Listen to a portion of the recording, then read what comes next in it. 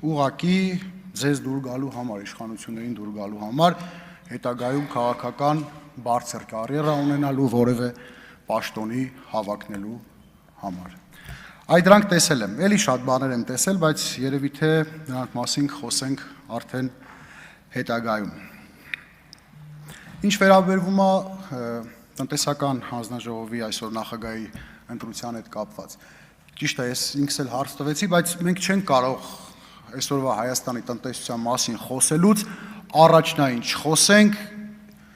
Հայաստան, ԵԱՏՄ, մասնավորապես Ռուսաստանի Դաշնության հարաբերությունների մասին, տնտեսական հարաբերությունների մասին, որը վերջին ամիսներին պարզապես ոչ թե կատաստրոֆիկ վիճակում է, պարզապես գոյություն չունի։ Գոյություն չունի եւ դրա այսպես ասած բացասական հետևանքները զգում են Հայաստանի Հանրապետության քաղաքացիները եւ Հայաստանի Հանրապետության գյուղացիները։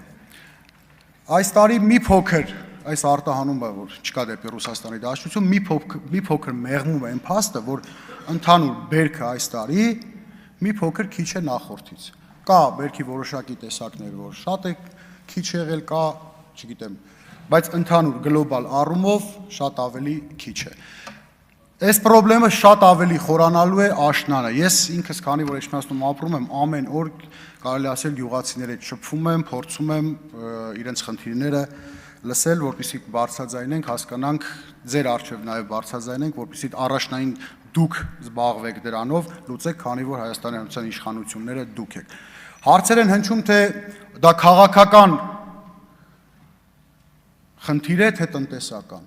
Դա ձեր վարած արտաքին քաղաքականության, ապաշնոր քաղաքականության արդյունքն է։ Մնացած ուրիշ ոչ մի բան չեմ կարող ման գալ այդտեղ։ Մինչ այդ քաղաքականությունը, մինչ դա նորմալ գյուղացիները արտահանումներ իրենց կարողանում էին իրականացնել,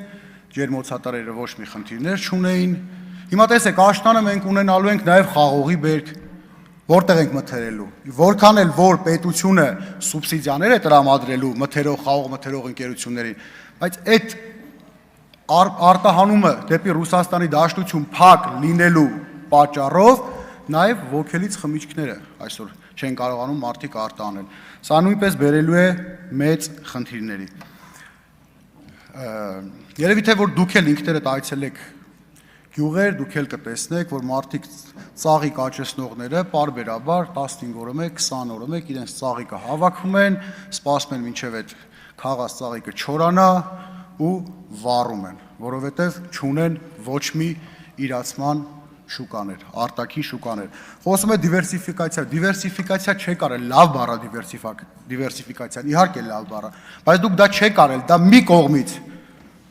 ձեր վարած քաղաքականության արդյունքում փակվել է արտահանումը, մյուս կողմից կարելի ասել չունենք ոչ մի բան, պայմանական 100 տոննա արտահանման շուկան փակել եք, փոխարենը, չգիտեմ, 1 կամ 2, այս հարաբերակցությունն է հիմա ձեզ մոտ մնացած դեր գտած, այսպես ասած, հայաստանյան քաղաքացիների համար գտած շուկաները։ Օրինակ տարածքային կառավարման նախարարին, պարոն Խուդակյանին, չնայած այդտեղ չի առիթներ կլինի դեռ խոսենք, Դավիթ Խուդակյանին ասենք, որ ամեն օր գնում է Արմավիր ճանապարհին ինչքան քանդած փողոց կա կանգնում է մի հատ նավսյակի մոտը նկարվում է, թող մի հատ մտնի գյուղացիների հետ էլ շփվի, իրենց հետ էլ խոսա, ոչ թե մենակ ընտրություններից ընտրություններ սկսեն ստատուսներ գրել, անդրադառնան ընդդիմադիրներին, թե ընտրություններից կարծեմ 1 օր կամ 2 օր հետո էր ազգային ժողովի մի Facebook-յան ստատուս էր գրել, որ տեսեք, Էջմիածնում ընդդիմադիրների ձայները 10,000-ին դարձան 4,000։ Ես ուզում եմ իրեն հիշեցնեմ, որ 2017 թվականին, երբ ինքը ռեյտինգային կարգով ընդդիմադիր թեկնածու էր, ամբողջ մարզում հավաքել է 789 ձայն։ 789 ձայն։ Հիմա մյուս մենք Էջմիածնում ընդդիմադիր համայնքային ընտրություններին 10,000 ձայն ենք հավաքել։ Որն է տարբերությունը։ Տարբերությունն է, որ մենք ընդդիմադիր ենք, ժողովուրդը մեզ ձայն է տալիս։ Այ որ դուք լինեք ընդդիմադիր, որ ձեզ օրինակ մարզի միլպետը, ԱԱՑ-ի պետը, մարզ պետը ձեզ չօգնեն, դուք ոչ մի ձայն չեք հավաքելու։ Հավաքելու եք 700 ձայն։ Տիկին Մանավազյանի պես ինքն էլ էր թեկնածու, հավաքել է 200, հիմա ձեր խմբակցության ղեկավար 280 ձայն է հավաքել ամբողջ մարզում, լինելով ռեյտինգային թեկնածու։ Այդ է տարբերությունը։ Դուք միայն ժողովրդին ահաբեկելով, մարդկանց ինչի Մանվելը, գեներալ Մանվելը Արշալույս գյուղից է, հետո է եկել Մի խոսեք տեղից։ Ընդհանրապես մենք վախից չենք խոսում, որ վախենայինք, հիմա ստեղ չենք լինի, որ վախենայինք մենք։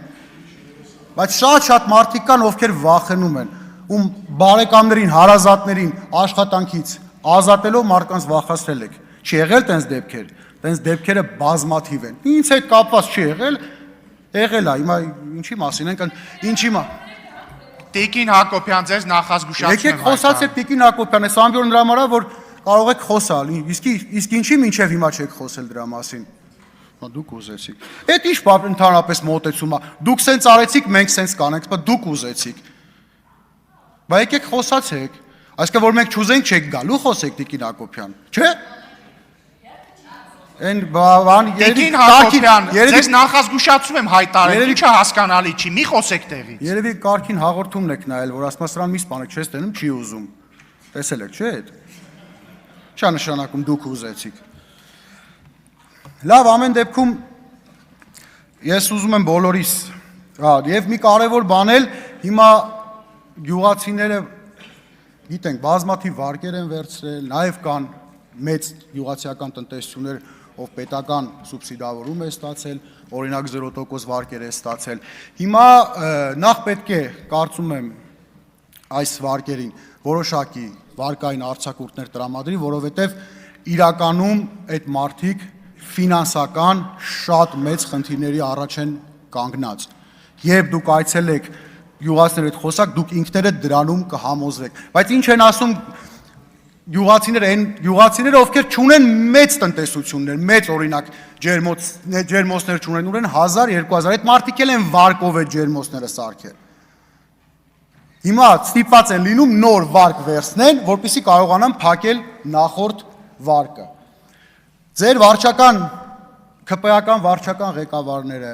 ամեն օր այս մարդկանց ասում են մի շաբաթ էլ համբերեք, 10 օր էլ համբերեք, ամեն ինչ լավ կլինի։ Հեսա վարկային արձակուրդներ կլինեն, հեսա բանկերը ինչ որ տոկոսներ կզիջեն, բայց ամեն օր այս մարդիկ լուսացնում են, սպասում են դրան ու ամեն օր կարծես տեղի չի ունենում։ Ու մի կարևոր բան էլ որ ավարտեք, էլ չեք հասցնի։ Ներողություն 20 վարկյա։ Մի կարևոր բան էր ասում են հիմնականում գույքագրում են այն տնտեսությունները, ում գիտեն, որ այդ տնտեսության տերերը ընտրությունների ժամանակ աշխատել են իրենց օգտին։ Շնորհակալություն։ Լիանա Մանուկյան, նախապատրաստվող